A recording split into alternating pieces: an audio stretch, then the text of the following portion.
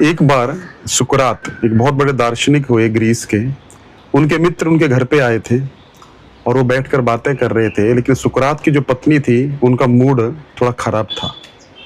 तो वो सुकरात को कुछ भी बार बार बोल रही थी, सुकरात को उकसाने का प्रयास कर रही थी। लेकिन जो सुकरात थे वो शांति से बैठे हुए थे, शांत मन से अपने मित्र से बात कर रहे थे।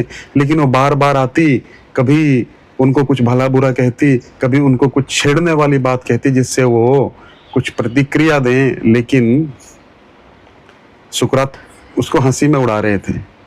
इतने में क्या हुआ, सुकरात की पत्नी ने देखा कि इसको बिल्कुल भी फर्क नहीं पड़ रहा है। वो आई और एक बाल्टी पानी की लाई और उनके सर पे डाल दी, और सुकरात फिर भी कुछ नहीं बोले। और उनका मित्र ये सब कुछ देख के हक्का बक्का रह गया कि अरे पहले इतना कुछ बोला तब भी सुकरात ने कोई प्रतिक्रिया नहीं दी, और अब पूरी बाल्टी डाल दी तो भी कुछ नहीं बोले। तो उनका मित्र उनको बोलता है, अरे तुम कौन सी मिट्टी के बने हो, तुमको पहले इतना कुछ भला बुरा कहा, इतना उकसाने का प्रयास किया, तब भी आपने कुछ नहीं बोला। अब तो पानी की बाल्टी डाल दी, अब तो आपको कुछ प्रतिक्रिया देनी चाहिए।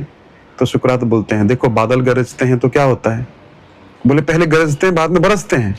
तो बस पहले गरजे बाद में बरस गए, तो उसमें बुरा मानने की क्या बात है। तो ये कहानी इस प्रकार है कि किस प्रकार सुकरात का उनके मन पर नियंत्रण था, उनके क्रोध पर नियंत्रण था। इसी प्रकार हमारे जीवन में भी बहुत सारे लोग हमको उकसाने का प्रयास करेंगे, प्रोवोक करने का प्रयास करेंगे, लेकिन हमको प्रतिक्रिया नहीं देनी है। और उस समय भी हमको बिल्कुल काम एंड कूल रहना है। यही जीवन में हमको आगे लेके जाएगा। बहुत बहुत धन्यवाद। हरे कृष्णा।